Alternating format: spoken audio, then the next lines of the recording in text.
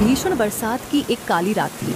आकाश में घने काले बादल छाए हुए थे, जैसे किसी ने काली चादर ओढ़ रखी हो। तेज हवाएं चल रही थीं, जो कभी कभी सीटी जैसी आवाज करके गुजरती थीं। गांव के एक छोटे से घर में कोने में कमला कांपते हुए बैठी थी। उनके हाथ पैर कमजोर पड़ चुके थे। रसोई से बर्तनों की खटखटाहट की आवाजें आ रही थी। सीमा, कमला की बहू, जानबूझकर जोर जोर से बर्तन रख रही थी ताकि कमला को परेशान किया जा सके। कमला ने कमजोर आवाज में कहा, बहू, थोड़ा खाना दे दो, बहुत तेज भूख लग रही है। आज सुबह से अभी तक कुछ भी नहीं खाया है। 2 रोटी मिल जाएंगी तो रात कट जाएगी। सीमा ने ठंडे स्वर में जवाब दिया, माँ जी, मेरे पास आपके लिए खाने के लिए कुछ नहीं है। जो थोड़ा बचा है वो सुरेश के लिए है। आप खुद को संभालो। ये घर धर्मशाला नहीं है जहाँ हर समय आपको खाना मिले। अगले दिन कमला भूख से तड़प रही थी। उसने अपनी बहू सीमा से अपने लिए फिर से खाना मांगा। आप क्या हर वक्त खाना ही खाती रहती है? यहाँ कोई खाना नहीं है। मैंने जो बनाया था वो सब खत्म हो गया। अरे, इस बुढ़िया ने तो परेशान ही कर दिया है। इसे किसी भी तरह इस घर से बाहर निकालना होगा। लेकिन कैसे? मुझे कुछ ऐसा करना होगा कि ये खुद ब खुद इस घर को छोड़कर चली जाए। अगले दिन सीमा ने एक चाल चली। जब सुरेश दोपहर में घर आया तो वह अचानक जोर जोर से रोने लगी।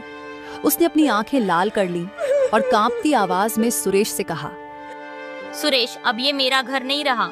अब मैं यहाँ नहीं रह सकती। अब मुझे अपने मायके जाना है। क्या हुआ सीमा? ये सब क्या कह रही हो?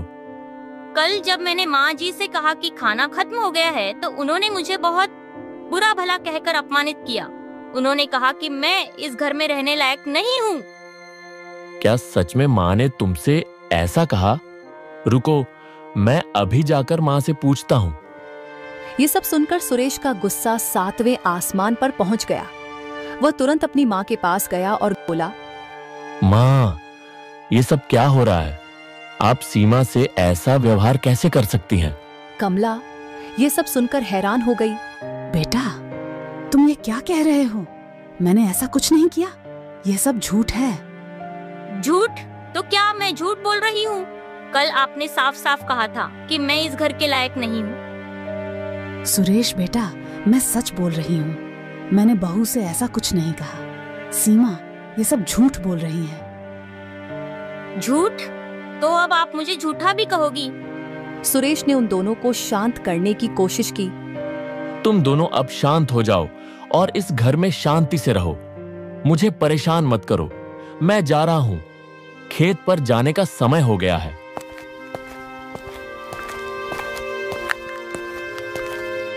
ये बुढ़िया इतनी आसानी से इस घर से नहीं निकलेगी।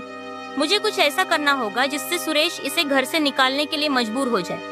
हाँ, मुझे इसे गुस्सा दिलाना होगा ताकि यह कोई गलत कदम उठाए और हमें इसे निकालने का मौका मिल जाए।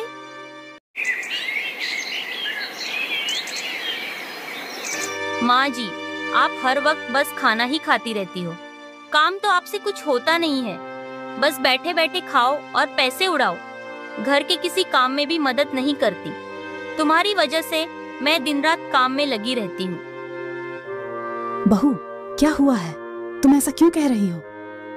ये सब सुनकर सुरेश अपने कमरे से बाहर आता है। सीमा उसके पैरों की आहट सुन लेती है और जोर से चिल्लाते हुए झूठ बोलने लगती है। आपने मुझे थप्पड़ मारा।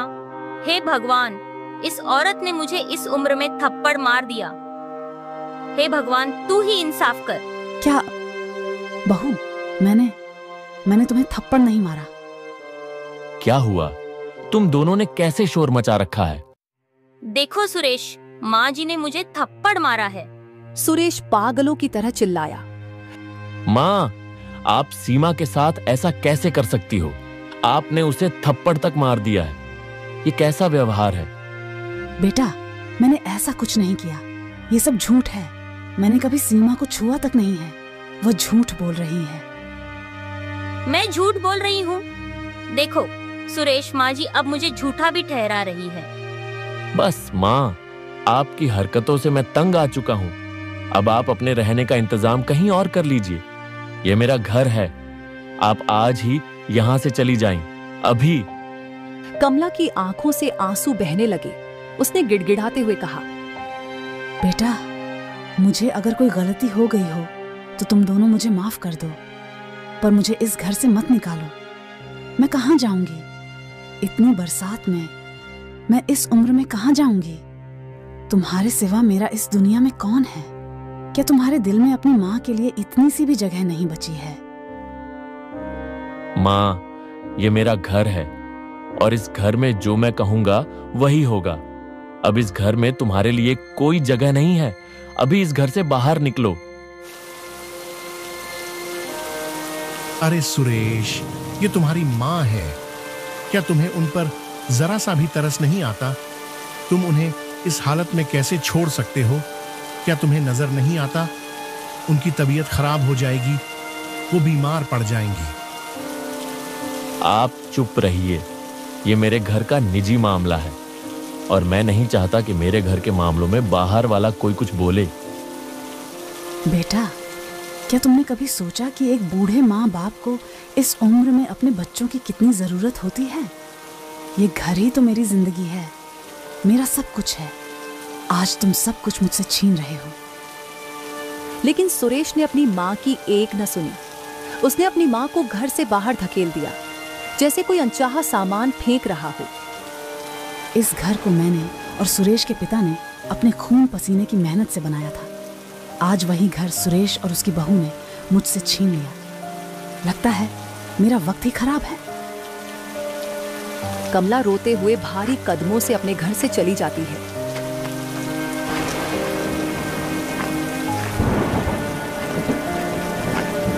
कमला रोते हुए एक पेड़ के नीचे जाकर बैठ जाती है।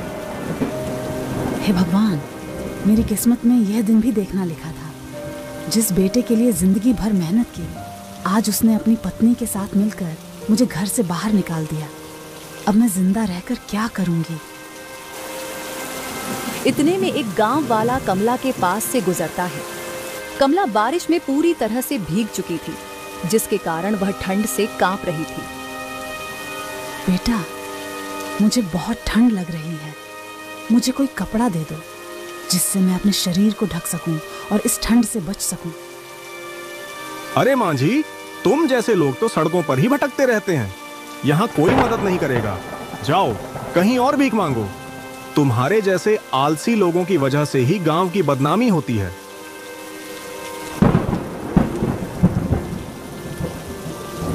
कमला निराश होकर उस पेड़ के नीचे बैठी रही।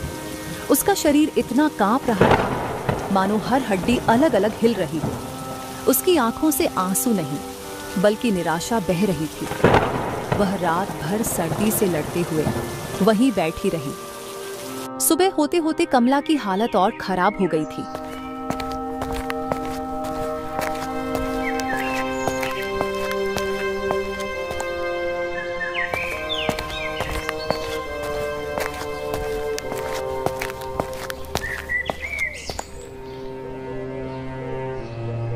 बेटा, कृपा करके एक चादर दे दो। मैं पूरी तरह भीगी हुई हूँ। मुझे बहुत ठंड लग रही है। अरे बुढ़िया, ये कोई खैराती दुकान नहीं है। यहाँ मुफ्त में कोई सामान नहीं मिलता। पहले पैसे निकालो, जब कुछ सामान मिलेगा। बेटा, मेरी मदद कर दो। इस उम्र में मैं कहाँ से पैसा लेकर आऊंगी? दुकानदार अपनी दुकान के अंदर चला जाता है। कमला दुकान के बाहर खड़ी हुई कांपती रहती है। उसकी आंखों में निराशा भरी हुई थी और चुपचाप वापस लौट जाती है, जैसे वह इस दुनिया में अकेली हो।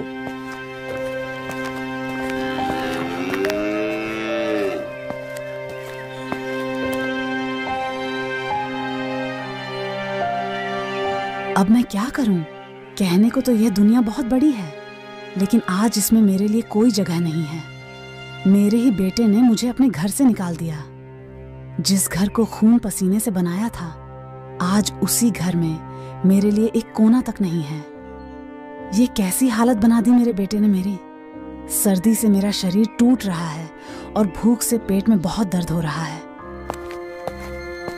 वह उठती है और दूसरी दुकान की तरफ जाने लगती है, जहां से वह कुछ खाने की उम्मीद करती है। वह धीरे धीरे चलते हुए गांव की मुख्य सड़क पर खाने की एक दुकान पर पहुंच जाती है। बेटा, बहुत तेज भूख लग रही है, कुछ खाने को दे दो।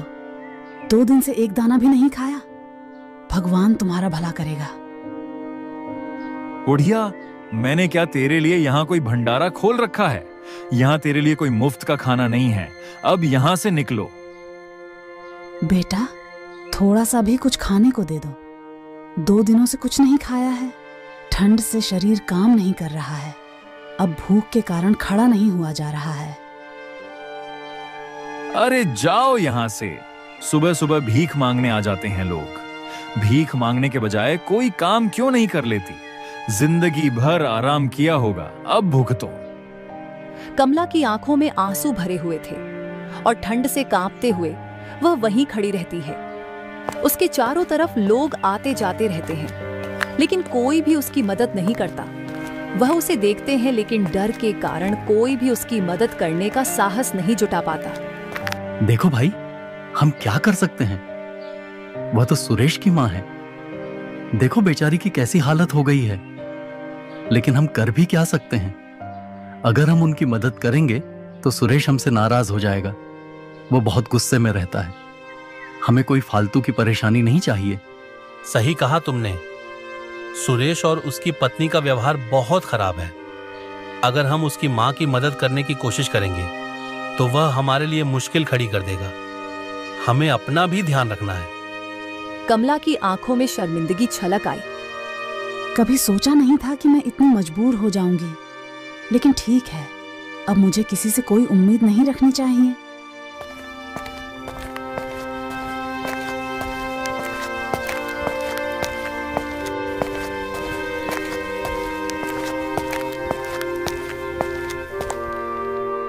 बेटा, कुछ खाने के लिए मदद कर दो। 2 दिन से पेट में अन्न का एक दाना नहीं गया है। भगवान तुम्हारा भला करेगा। अरे ठीक ठाक तो लग रही हो मांझी। इतनी भी बूढ़ी नहीं हुई हो कि कोई काम ना कर सको।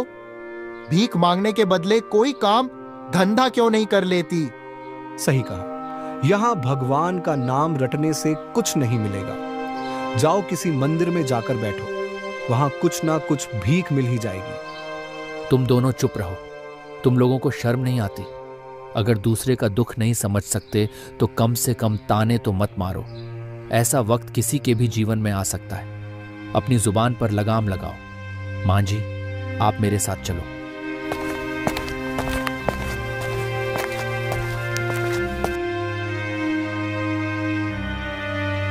मां जी, ये लो, खाना खाओ। भगवान ने मुझे इस लायक बनाया है कि मैं किसी भूखे को खाना खिला सकूं। उस व्यक्ति ने कमला को गर्म गर्म खाना दिया। बेटा, तुमने न सिर्फ मेरी भूख मिटाई, बल्कि मुझे इंसानियत का असली मतलब भी समझाया। भगवान तुम्हें खुश रखे। कुछ दिन ऐसे ही बीते। कई दिनों तक कमला खुले आसमान के नीचे बरसात सहती रही। भगवान ने चाहा तो यह वक्त भी गुजर जाएगा। मेरा शरीर चाहे टूट कर बिखर जाए, लेकिन मैं अपने मन को हारने नहीं दूंगी। मुझे फिर से खड़ा होना है। मैं दिन रात मेहनत करूंगी और अपनी मेहनत के दम पर फिर से सब कुछ प्राप्त करूंगी। इस तरह दूसरों के भरोसे कब तक जिंदगी कटेगी? मुझे अपनी परेशानियों से खुद लड़ना होगा। अगर मैंने कुछ नहीं किया तो यह दुनिया मुझे जीने नहीं देगी।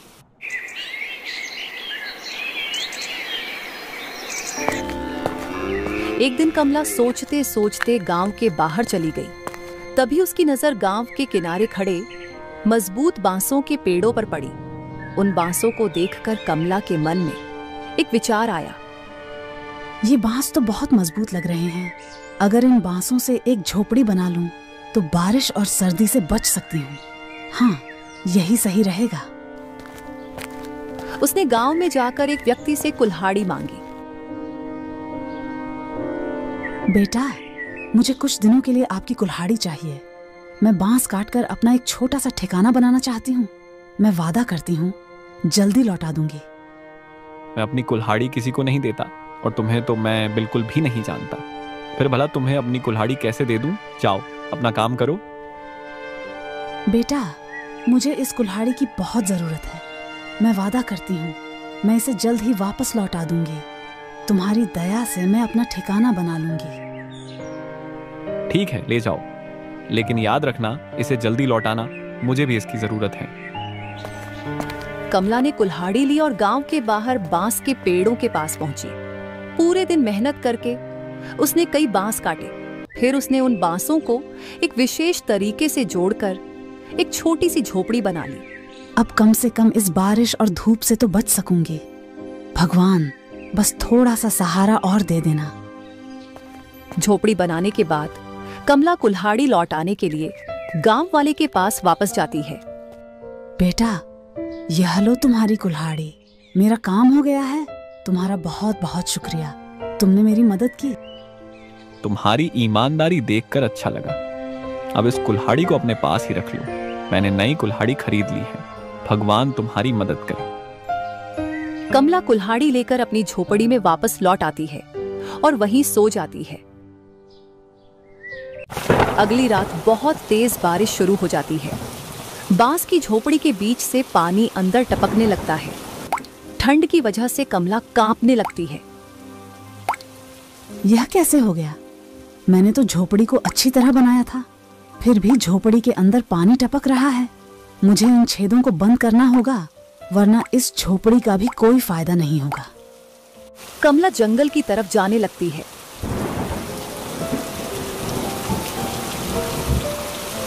तभी रास्ते में उसने देखा कि केले के पेड़ों के नीचे एक बंदरिया अपने बच्चे को लेकर बारिश से बचने की कोशिश कर रही है। केले के पेड़ के बड़े बड़े पत्तों के कारण पानी की बूंद जमीन तक नहीं पहुंच पा रही थी, जिससे बंदरिया अपने आप को और अपने बच्चे को बारिश से बचा रही थी। यह बंदरिया कितनी समझदार है। उसने अपने और अपने बच्चों को बारिश से बचाने के लिए केले के पेड़ों का इस्तेमाल किया है। मुझे भी ऐसा ही करना चाहिए। अब मुझे समझ में आया कि मैं अपनी झोपड़ी के अंदर पानी टपकने से कैसे रोक सकती हूँ। कमला ने केले के पेड़ों से उसके पत्ते काटकर इकट्ठे किए और अपनी झोपड़ी में सावधानी से चारों तरफ लगा दिए। अब यह मेरा छोटा सा घर मुझे एक नई जिंदगी देगा। अब बारिश हो या ठंडी हवा, मैं इन सब से अपने आप को बचा सकूंगी।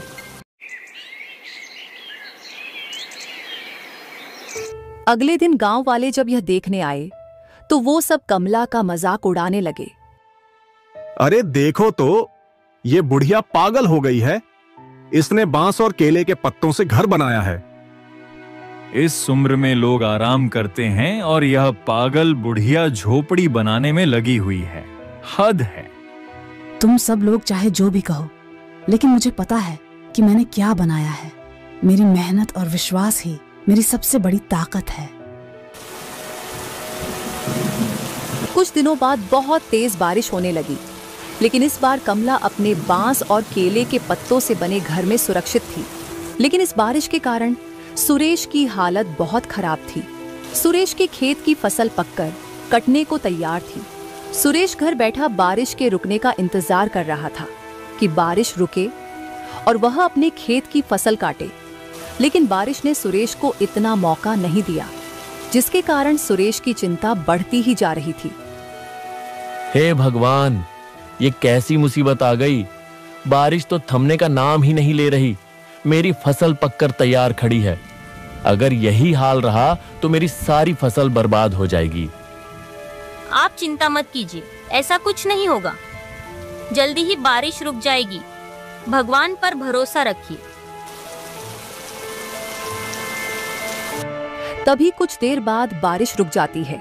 सुरेश सीमा के साथ अपने खेत की तरफ फसल को देखने के लिए जाता है। खेत पर पहुंचकर सुरेश अपनी फसल को देखकर हैरान रह जाता है। बारिश के कारण उसकी सारी फसल बर्बाद हो चुकी थी, जिसे देखकर सुरेश बहुत घबरा जाता है। नहीं, ये क्या हो गया? मेरी सारी मेहनत मिट्टी में मिल गई। हे भगवान, ये तूने मेरे साथ क्या किया? मैं बर्बाद हो गया। सीमा, अब क्या होगा? इस बारिश की वजह से मेरी सारी फसल बर्बाद हो गई है। अब हम क्या करेंगे? भगवान, हमारे किन कर्मों का फल हमें दे रहा है। आप ऐसे दिल छोटा मत कीजिए जी, हमें हार नहीं माननी चाहिए। अगर यह फसल बर्बाद हो गई तो क्या हुआ, हम फिर से मेहनत करेंगे, फिर से अपने खेत को सींचेंगे। हम दोबारा मेहनत करेंगे, दोबारा अपने खेतों में फसल तैयार करेंगे। भगवान हमारा साथ जरूर देगा। सीमा, तुम समझती क्यों नहीं? जो थोड़ी बहुत पूंजी थी वो सब लगा चुका हूं। अब नया बीज, नई खाद कहां से लाऊं? मेरे पास एक पैसा भी नहीं बचा है। आप एक काम कीजिए, गांव के सेठ जी से कुछ पैसा उधार ले लीजिए। जब हमारी फसल पककर तैयार हो जाएगी तब हम अपनी फसल बेचकर उनका सारा कर्जा उतार देंगे। एक बार फसल उग आए फिर हमें कोई परेशानी नहीं होगी। तुम सही कह रही हो सीमा, अब हमारे पास केवल यही रास्ता बचा है। मैं सेठ जी के पास जाकर देखता हूं, अगर उन्होंने कुछ धन उधार दे दिया तो मैं दोबारा से मेहनत करके अपने खेत में नई फसल तैयार करूंगा। सुरेश के पास अब कोई और रास्ता नहीं था। सुरेश डर के बावजूद गांव के सेठ से उधार लेने का फैसला करता है। भारी मन और डरते हुए वह गांव के सेठ जी के पास पहुंच जाता है। अरे सुरेश, इतने दिन बाद कैसे आना हुआ? सेठ जी, मुझे आपकी एक मदद चाहिए। मदद? अरे बोलो बोलो, कैसी मदद चाहिए? सेठ जी, आप तो जानते ही हैं, कई दिनों से लगातार बारिश हो रही है। मेरी पूरी फसल इस बारिश में बर्बाद हो गई है। मेरे पास अब कुछ भी नहीं बचा। मुझे अपने खेत में फिर से फसल बोनी है, लेकिन मेरे पास बीज और खाद के लिए पैसे नहीं हैं। कृपया मुझे कुछ धन उधार दे दीजिए। मैं फसल तैयार होते ही आपका कर्ज ब्याज समेत चुका दूंगा। कर्ज तो मैं दे दूंगा सुरेश, लेकिन ध्यान रखना, तुम्हें कर्ज सही समय पर चुकाना होगा। अगर समय पर कर्ज नहीं लौट आया तो तुम्हारी जमीन, घर, सब कुछ मेरा हो जाएगा। सुरेश के पास कोई और चारा नहीं था। वह सेठ जी से कर्ज लेकर वापस चला जाता है। वह अपने खेत में दोबारा से मेहनत करता है। दिन रात मेहनत करने के बाद उसके खेत में दोबारा फसल पककर तैयार हो जाती है। लेकिन जैसे ही फसल पककर कटने को तैयार थी, तुरंत आसमान में बादल घिर आते हैं और तेज मूसलाधार बारिश होने लगती है, जिसके कारण सुरेश की फसल फिर से खराब हो जाती है। ये देखकर सुरेश बहुत घबरा जाता है।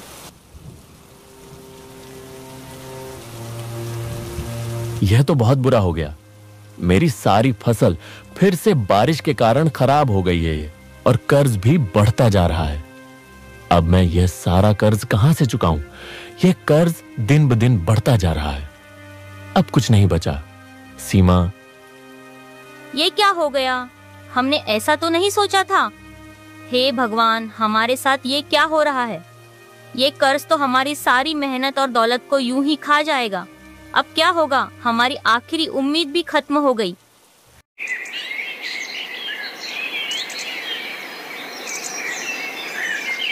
कुछ समय बाद सेठ का दबाव बढ़ने लगता है। वह सुरेश के दरवाजे पर आ धमका। सुरेश, तुमने जिस तरह से उधार लिया था, अब उसे चुकाने का वक्त आ गया है। तुम्हारा सारा समय खत्म हो चुका है। अब या तो मुझे मेरा सारा धन वापस करो, वरना मैं तुम्हारी संपत्ति को बेचकर अपना धन वसूल लूंगा। सेठ जी, मुझे थोड़ा और समय दे दीजिए। बारिश की वजह से मेरी सारी फसल फिर से खराब हो गई है। मुझे थोड़े से समय की और जरूरत है। मैं आपका सारा कर्ज चुका दूंगा। अब और कोई बहाना नहीं चलेगा सुरेश। अब तुम्हें अपनी सारी संपत्ति को बेचकर मेरा सारा कर्ज चुकाना होगा। पर सेठ जी, अब मेरे पास क्या बचा है? मेरा तो सब कुछ बर्बाद हो गया है। अब मैं यह कर्ज कैसे चुकाऊं? सुरेश, तुम्हारी हालत के बारे में पूरा गांव जानता है। अब तुमसे मुझे यह घर खाली करवाने में जरा भी देर नहीं लगेगी। कल तक यह घर खाली हो जाना चाहिए। इतना कहकर सेठ वहां से चला जाता है। सुरेश और सीमा एक दूसरे की तरफ बेबस नजरों से देखते हैं। ये सब मेरे कर्मों का फल है। अगर मैंने माँ जी के साथ इतनी बदतमीजी नहीं की होती और उनका आशीर्वाद हमारे साथ होता तो हमें आज ये दिन ना देखना पड़ता। मुझे भी अपनी गलती का एहसास हो गया है सीमा। माँ को घर से निकालकर मैंने सबसे बड़ा पाप किया है। अब उनके पास जाकर उनसे माफी मांगने के सिवा हमारे पास कोई रास्ता नहीं है। अगर उन्होंने हमें माफ नहीं किया तो हमने उनके साथ बहुत गलत किया है। माँ का दिल बहुत बड़ा है, मैं जानता हूँ वह हमें जरूर माफ कर देंगी। हमें उन्हें ढूंढना होगा।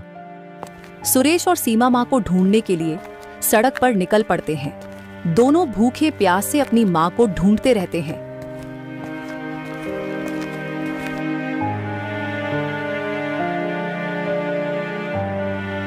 तुम दोनों बहुत दुखी लग रहे हो, क्या हुआ है?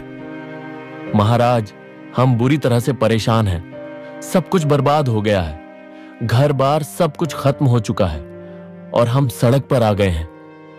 हमारी किस्मत ने हमें धोखा दे दिया। हमारे पास कुछ भी नहीं बचा। हम नहीं जानते कि अब क्या करें। सब कुछ डूब गया है। तुम दोनों की बात सुनकर ऐसा लग रहा है जैसे तुम्हें किसी की नजर लग गई है। जरूर तुमने कुछ ऐसा किया है जो तुम्हें नहीं करना चाहिए था और अब उसका परिणाम भुगत रहे हो। हाँ महाराज, मैंने अपनी माँ के साथ बहुत बुरा बर्ताव किया। उन्हें घर से बाहर निकाल दिया था। लगता है इस वजह से आज हमारी यह हालत हो गई है। समझ गया। जीवन में कभी किसी को धोखा देने की कोशिश मत करो। गलत काम करने पर हर किसी को उसकी सजा भुगतनी ही पड़ती है। अब तुम्हें अपनी गलती स्वीकार करके आगे बढ़ना होगा, तभी तुम्हें शांति मिलेगी। तुम्हें अपनी गलती माननी होगी और अपनी मां से माफी मांगनी होगी। धन्यवाद महाराज, आपने हमें सही रास्ता दिखाया। अब मैं अपनी मां को ढूंढकर उनसे माफी मांगूंगा। अब हम चलते हैं महाराज। साधु के आशीर्वाद के साथ सुरेश और सीमा अपनी मां को ढूंढते हुए गांव के किनारे पहुंच जाते हैं। वह देखते हैं कि उनकी मां बांस की झोपड़ी में बैठी हुई थी। मां, हमें माफ कर दीजिए। मां, हमने आपके साथ बहुत अन्याय किया है। अब क्यों आए हो?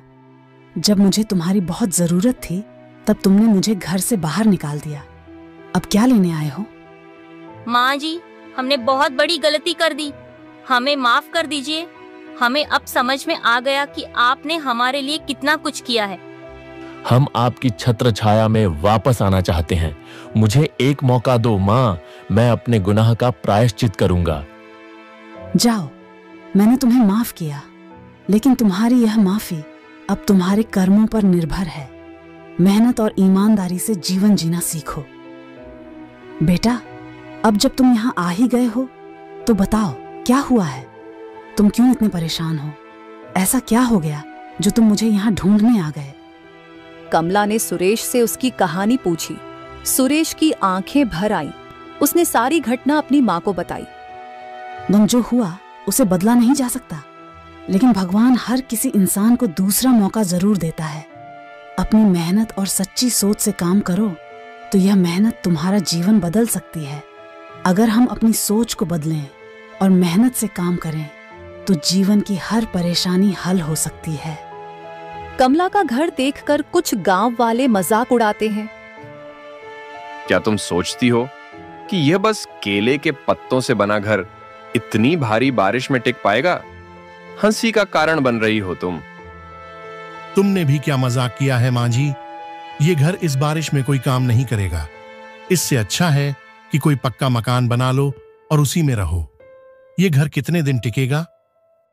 तुम लोग चाहे जो समझो, लेकिन मुझे अपनी मेहनत पर विश्वास है। कितनी भी भयंकर बारिश हो, यह घर मुझे हर बारिश से बचाएगा। अरे, यह कहो ना कि तुम्हारे पास पैसा नहीं है। पक्का घर बनाने के लिए पैसा लगता है, पैसा।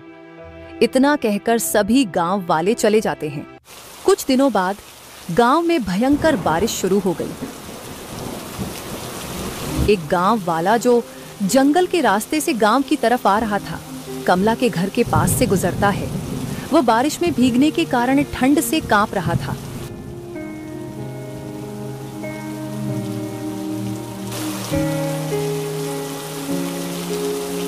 अरे बेटा, इतनी तेज बारिश में तुम बाहर क्यों खड़े हो? तुम्हारा शरीर तो ठंड से कांप रहा है। तुम पूरी तरह भीग गए हो। चलो जल्दी से अंदर आ जाओ। जब बारिश रुक जाए तब वापस चले जाना। अरे माँ जी, आपका घर तो बहुत अच्छा है। इसके अंदर तो बारिश की एक बूंद तक नहीं आ रही और अंदर गर्माहट भी बनी हुई है। ये कैसे संभव है? बचपन से ही सुना था कि बांस से बना हुआ मकान बहुत मजबूत रहता है। मैंने घर के बाहर चारों तरफ केले के पत्तों से यह पूरा घर ढक दिया, जिससे बारिश की एक बूंद भी घर के अंदर नहीं आती और मेरा घर बारिश से बचा रहता है। थोड़ी देर बाद बारिश बंद हो जाती है और वह गांव वाला अपने घर की ओर चल देता है। तभी अचानक फिर से भयंकर बारिश शुरू हो जाती है। चारों तरफ पानी पानी हो जाता है। गांव में बुरी तरह से बाढ़ आ जाती है। सभी के घर बाढ़ में डूबने लगते हैं। अब हम सब क्या करें? इस बाढ़ ने तो हमारे घरों का इतना नुकसान कर दिया है। अब हम ऐसी बारिश में कहां जाएं? क्या इस बारिश से बचने का कोई रास्ता नहीं है? ऐसी बाढ़ में हमारे बीवी बच्चों का क्या होगा? मुझे तो लगता है इस बारिश से बचने का अब कोई रास्ता नहीं है। अगर ऐसा ही हाल रहा तो हम ज्यादा दिन जिंदा नहीं रहेंगे। देखो भैया, हमें सबको कमला मां के घर चलना चाहिए। मैं वहां होकर आया था। उनका घर सचमुच बहुत मजबूत है। मुझे यकीन है कि इस बाढ़ का उनके घर पर कोई असर नहीं हुआ होगा। अगर हम जल्दी नहीं निकले तो इस बाढ़ में डूबकर हमारी जान भी जा सकती है। इसलिए हमें तुरंत उनके घर चलना चाहिए। तुम सही कह रहे हो।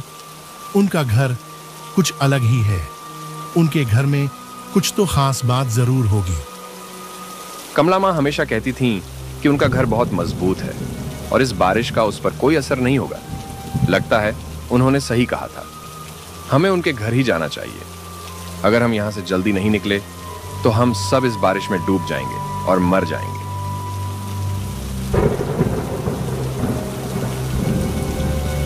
मां जी, हमें बचा लो, हमारी मदद करो। इस बारिश में हमारे घर डूब गए हैं। केवल आपका ही घर है जो अभी तक इस बारिश में बचा हुआ है। कृपया हमारी मदद करो। हाँ मां जी, हमारी मदद करो। अगर आपने हमारी मदद नहीं की तो हम इस बाढ़ में डूबकर मर जाएंगे। अरे बेटा, इसमें पूछने वाली कौन सी बात है? तुम सब जल्दी से अंदर आ जाओ। बारिश बहुत तेज हो रही है। गांव वाले धीरे धीरे कमला के घर में इकट्ठा हो जाते हैं और वे सभी लोग कमला का धन्यवाद करते हैं। तुम्हारे घर में सचमुच कोई जादू है मां जी। यहां तो बारिश की एक बूंद का नामो निशान तक नहीं है। हम सब आपके बहुत आभारी हैं। देखो, हम सब जो सोच रहे थे वही हुआ। हमें इस घर में बारिश से कोई तकलीफ नहीं होगी।